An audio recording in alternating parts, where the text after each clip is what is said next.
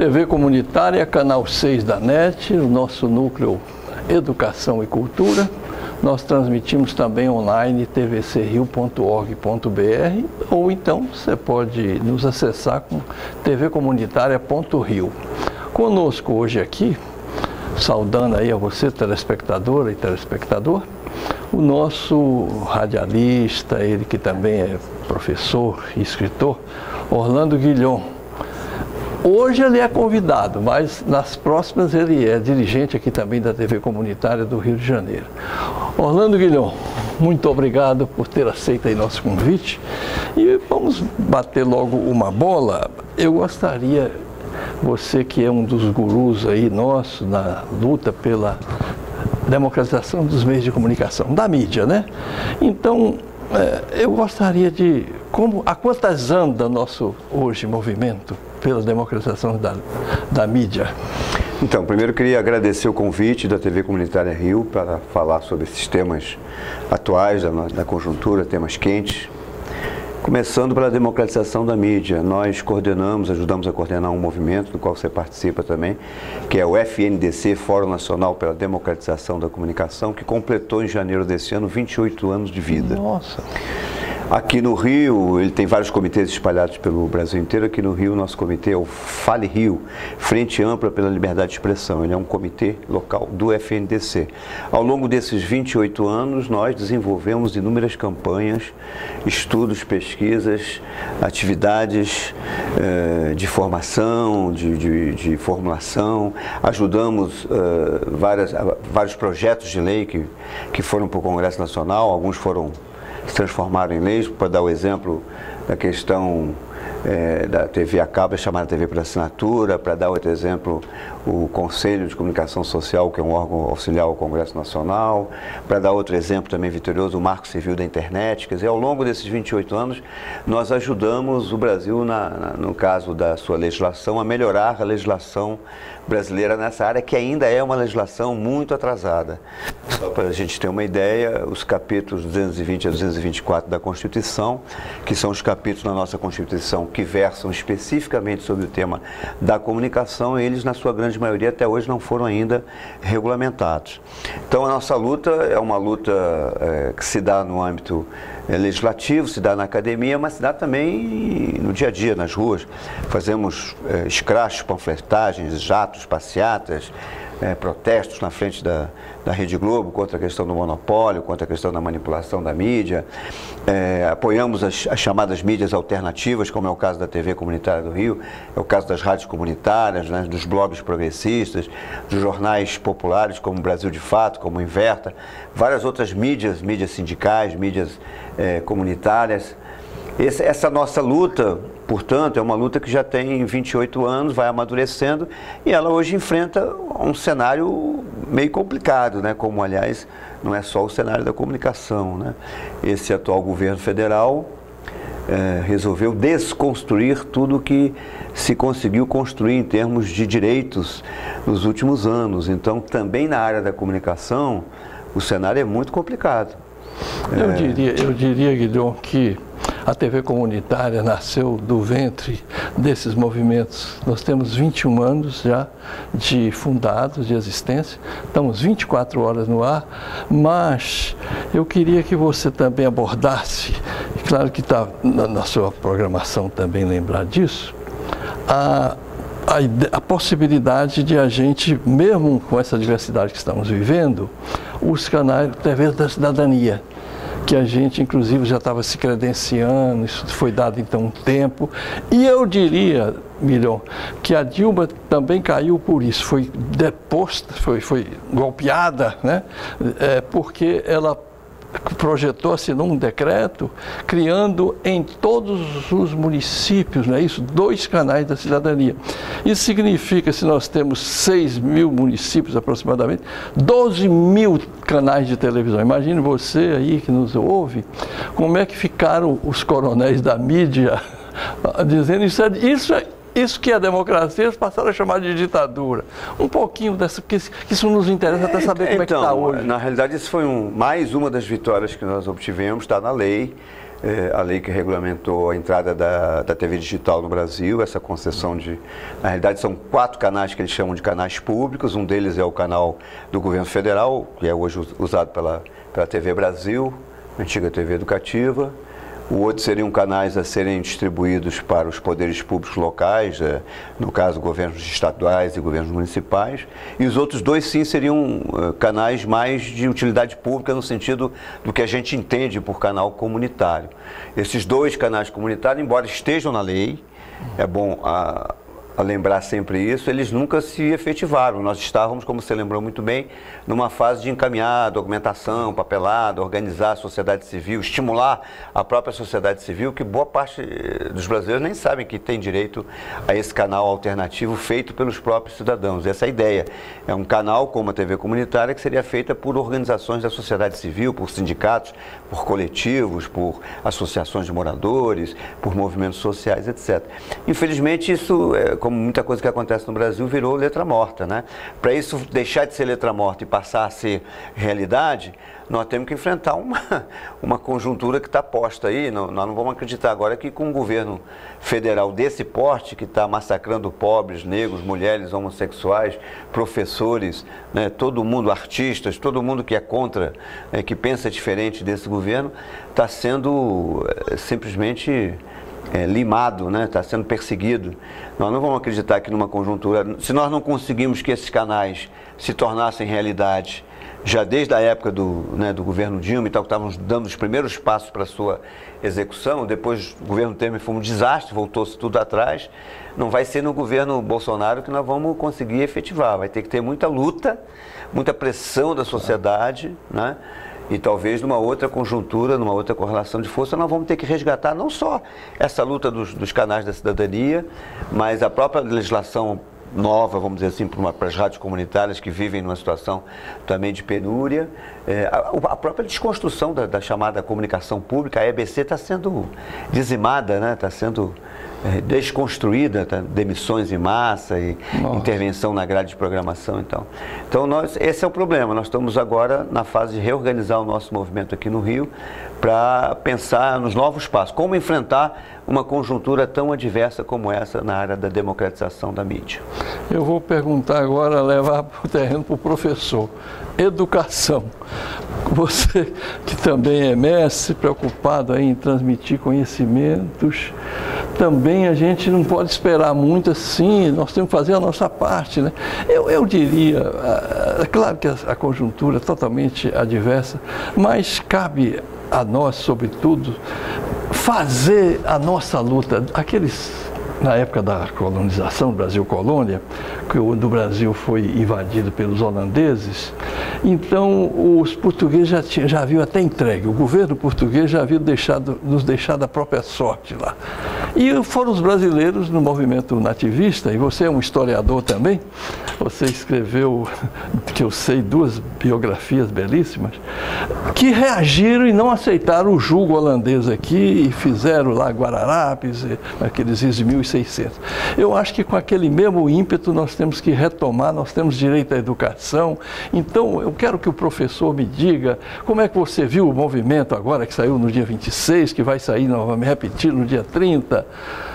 Então, na realidade foi dia 15, dia 15 de maio, o Brasil inteiro foi às ruas, pelos cálculos aí, em mais de 200 cidades no Brasil, professores, estudantes, pais de alunos, comunidade acadêmica, pessoas, cidadãos em geral, né? Enfim, gente de todas as categorias, vieram apoiar a luta pela educação pública gratuita e de qualidade, porque esse governo realmente demonstrou que não tem nenhum apreço pelo professor, pela escola e pela educação. Esse é um governo que está preocupado em distribuir armas, é um governo pautado pela cultura do ódio, da violência, da discriminação, do preconceito, e não está pensando em arte, em educação, em conhecimento, em ciência e tecnologia, ao contrário. Um corte absolutamente absurdo, de 30% em toda a verba para a educação, principalmente para as universidades federais, projetos sem pé nem cabeça, como esse projeto de escola sem partido, que no fundo é escola com um único partido, com uma única visão ideológica, que é a visão dos setores mais reacionários, mais conservadores, de direita. É um ministro da educação que não durou nem 2 meses, que já caiu. O segundo que assumiu parece que também está com cara de que vai durar pouco, porque não fala lé com cré. E, enfim, voltamos às ruas agora no dia 30, outro ato que acredito também com muita força, e assim será o nosso destino, o destino da população brasileira nos próximos meses e nos próximos anos, é exercer o seu direito de cidadania. Se nós queremos uma educação pública, gratuita e de qualidade, nós temos que lutar por ela, né? Nós estávamos já num processo de melhoria nas nossas condições de educação. Os governos Lula e Dilma criaram muitas universidades, criaram muitos centros tecnológicos, muitos Cefetes, muitas escolas, institutos técnicos pelo Brasil afora, e tudo isso agora estamos correndo o risco de perder isso. Então, se não for com luta, se não for com protesto, se não for pressionando os poderes públicos, o poder legislativo, o poder executivo, estamos arriscados a dar um enorme passo para trás, um enorme retrocesso, como, aliás, é em várias outras áreas da vida brasileira. Eu queria também fazer um link aí com a reforma também da Previdência, que exatamente como está colocado, seria acabar com a Previdência e voltar, termos apenas seguros, como tem, você pode ter a Previdência Privada Bradesco, que na verdade é apenas um seguro de vida, né?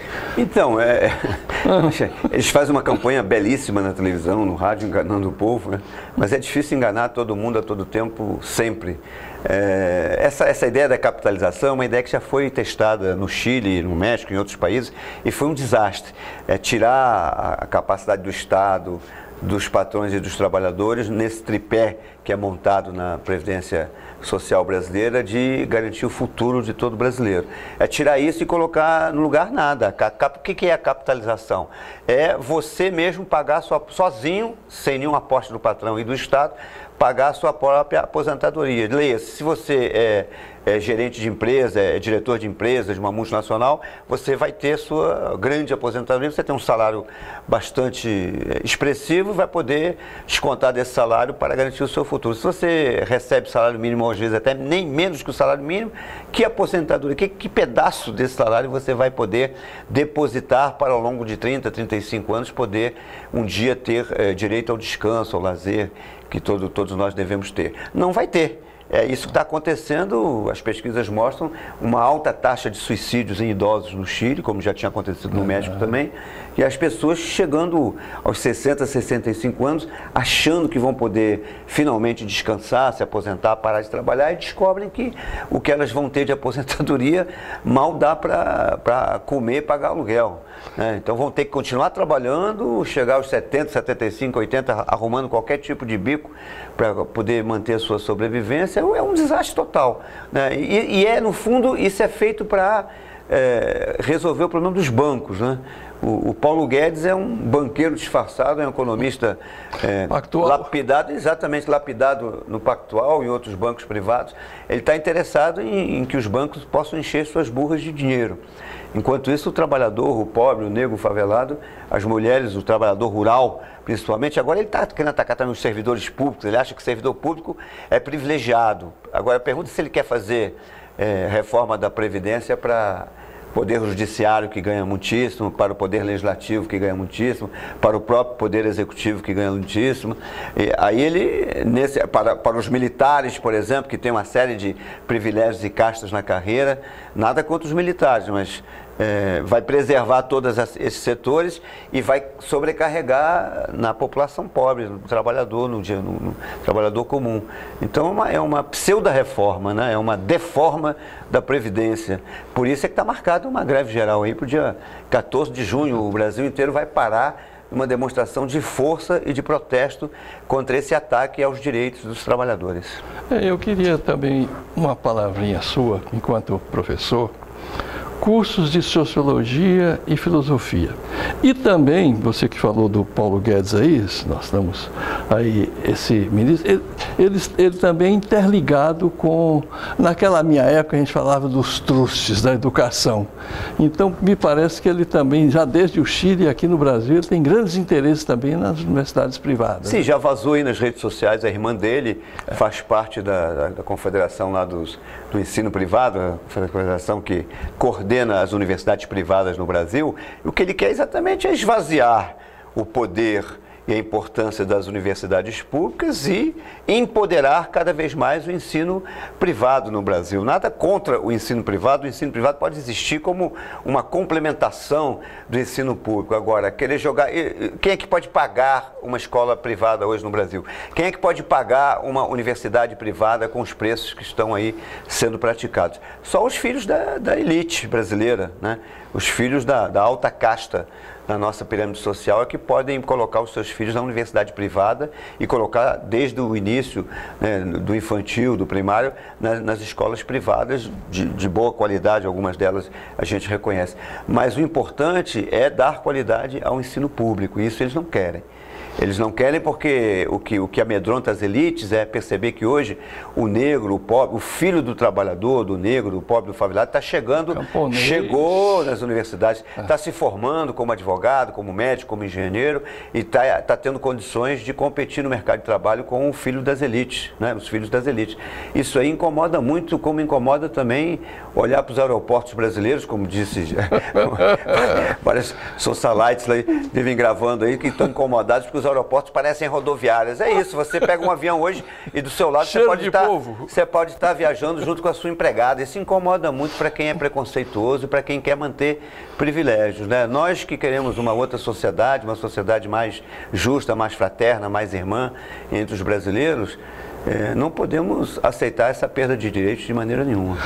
É só olhar para a história brasileira e perceber que a elite brasileira sempre viu o pobre, desde a época dos escravos, né, trazidos aqui para o Brasil das formas mais indignas possíveis, nos porões dos navios portugueses e de outras nacionalidades, mesmo depois do final da escravidão. Na realidade, o que houve foi uma transformação daquela mão de obra escrava numa mão de obra subescrava, né? Mal paga, mal remunerada e vivendo em péssimas condições.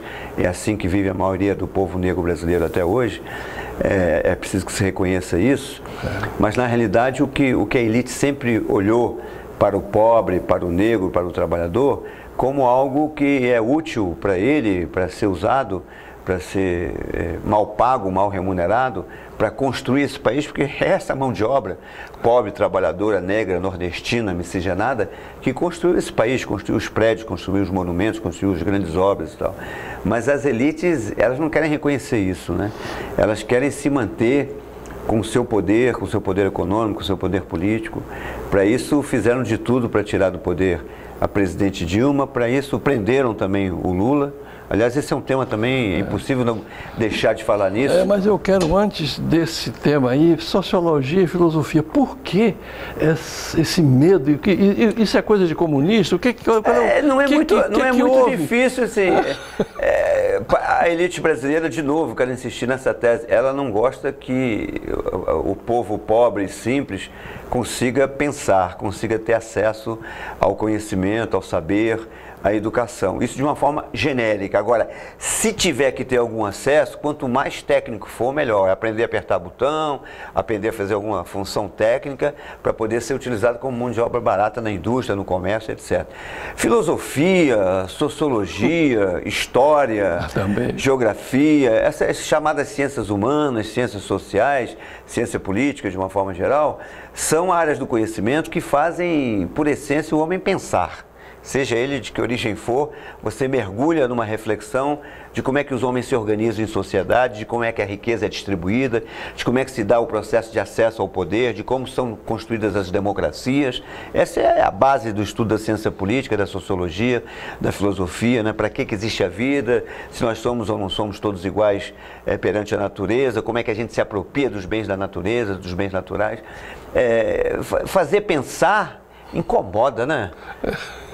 Meu querido Soriano? Sem dúvida. Fazer pensar significa que depois de eu descobrir determinadas coisas, eu serei obrigado a agir, né? Porque se eu ficar incomodado com aquilo que eu vou descobrindo nos meus estudos, na minha leitura, na minha troca de ideias, aquilo vai me impelir à ação, vai me fazer protestar, vai me fazer greve, vai me fazer participar do sindicato, da associação de moradores, eu vou querer ir para a rua, para passeata e tal. Isso as elites já não gostam muito, né? Então, quanto menos filosofia, quanto menos sociologia, quanto menos história, geografia, ciência política, tudo isso, quanto mais isso puder desaparecer D do currículo escolar, melhor para as elites brasileiras. Ou seja, mais armas e menos livros. Exatamente. Se eu tivesse que resumir o governo Bolsonaro, eu diria que ele se resume nessa frase: mais armas, mais ódio, mais intolerância, menos cultura, menos arte, menos educação. Mais milícia, menos cidadania. Exatamente. Não é forçar a barra, é o escracho. Eu nunca pensei que nós pudéssemos chegar num governo com essas características quase de perversidade, né? Não, mas a gente sabe que direita existe, conservadorismo existe, neoliberalismo existe no mundo inteiro e tal, mas com esse perfil é quase uma desfachatez. Tem horas que você fica pensando que aquilo é um teatro. Esses caras não podem ser tão insanos como eles parecem que são. Orlando Guillon, o Lula é acusado de ter terem feito para ele uma reforma de um apartamento que não é dele. O apartamento está até à venda, é lá do Bittar. O Movimento Sem Terra, e você citou o Brasil de Fato aqui, né, que é um dos órgãos dos nossos queridos irmãos Sem Terra, fizeram uma abordagem ao apartamento, não tem também tampouco nenhuma obra. A famosa reforma, obra que nunca foi feita. E as notas fiscais são de Curitiba, tudo forjado. E agora, Guilherme, tem também um fato interessante, só a terceira depoimento que valeu do Léo Pinheiro. E esse é que ele, então, finalmente aceita acusar Lula e forjar um depoimento em que os diretores da OAS receberiam também, para serem coniventes com esse depoimento, que eles seriam ouvidos também, receberiam cada um 6 milhões. Desses 6 milhões viriam da diminuição da multa. Dessa multa só pagaram 3. E um não recebeu. Esse um foi para a Justiça e está nos autos da Justiça, que prometeram a ele 6 milhões. Falta mais o quê para, na verdade, prenda Moro e solta Lula? Seria cômico se não fosse trágico, né? Esse caso do Lula lembra Fidel Castro, Mahatma Gandhi, Nelson Mandela e vários outros grandes líderes políticos progressistas, todos eles presos, todos eles julgados, todos eles condenados, todos eles passaram anos na prisão, para depois se descobrir que não tinha absolutamente nada contra eles. Juristas, quem diz isso não sou eu, juristas nacionais de renome, juristas internacionais de renome, tem um longo abaixo-assinado de juristas internacionais que tiveram acesso ao processo do Lula, reviraram o processo, todos os processos de cabo a rabo, não tem absolutamente nada. Ou seja, como você já falou, o triplex não era dele, até uma piada que se conta, que era um corretor ligando para o outro e dizer: fulano, me ajuda aqui, que eu estou com um problema aqui, porque tem um pessoal vendo aqui um apartamento, eu queria saber se mudou a regra. Quando a pessoa vê o apartamento, não precisa pagar mais nada, ele só vê o apartamento já é dele, né? Porque foi basicamente isso que aconteceu, né? O Lula esteve no apartamento, todo mundo sabe disso, com Dona Marisa, foi lá 1 ou 2 vezes olhar e tal, gostou, não gostou, etc. Resolveu não comprar, mas o juiz Moro resolveu que o apartamento é dele, ou que a reforma que foi feita para ele, ele decidiu isso à revelia de provas. As provas estão todas nos autos de que não se conseguiu provar absolutamente nada, o Lula está isento. No caso do sítio de Atibaia, a coisa foi mais grosseira ainda.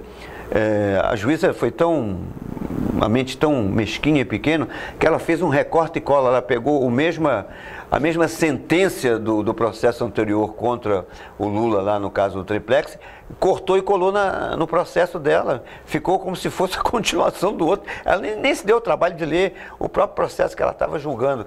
Então, está na cara que isso trata-se de um processo político, uma perseguição. O Lula é o maior líder político brasileiro, o maior líder popular do Brasil, gostemos ou não dele. Ele pode ser criticado, não tem problema nenhum. Ele pode errar porque ele é humano, ele certamente errou ao longo do caminho dele, da trajetória dele. O governo dele não foram só benesses, também tem críticas. Agora, não tem. A última pesquisa Vox Populi perguntou para o brasileiro o seguinte: quem você acha que foi o melhor presidente da história recente, né, do Brasil, né? A República para cá e tal. E aparece Luiz Inácio Lula da Silva com, parece que 48%. Em segundo lugar, lá atrás, vem o Fernando Henrique Cardoso com 10%. Depois vem esse tal de Bolsonaro, sei lá o que, com 5%. E por aí vai. Então é o seguinte, quer dizer, o cara já está fora do poder há tantos anos. está sendo perseguido, foi condenado, está sendo preso, está há mais de um ano na cadeia e ele continua sendo aplaudido pelas massas populares. Quer dizer, o povo sabe o que quer. Né? Ele foi tirado do processo das eleições o ano passado para evitar que ele voltasse a ganhar as eleições, como todas as pesquisas de opinião já apontavam. Por isso é que está aí a campanha Lula Livre. Ele é um nome fortíssimo para ganhar o Nobel da Paz. E essa semana nós tivemos aí uma surpresa, que é uma carta pessoal do Papa. O Papa Francisco mandou uma carta pessoal para o Lula, que já está nas redes aí, onde ele diz para o Lula para ele aguentar com firmeza que um dia a verdade virá à tona, né? O Papa falar uma coisa dessa com uma responsabilidade, tomar lado, tomar partido. Então, eu acho que isso diz tudo, né? Diz quem são os verdadeiros criminosos. E o Obama também, eu pediria sua licença para falar de um grande líder também da humanidade, que foi Cristo, também foi preso e crucificado. E sobre Lula, eu quero dizer para ele que Lula, quando você fala que você não troca sua dignidade por liberdade, você está também nos dando uma lição. Você daí de dentro está nos passando energia, veja você. E nós não nos calaremos. Da minha parte, enquanto cidadão, eu sempre lutarei para que haja direito e aquilo que a gente chama de justiça. E não pode haver justiça sem paz, sem amor, né? Eu queria um minuto. Lula livre. Um minuto. Não, mas você tem um minuto para dar uma mensagem final.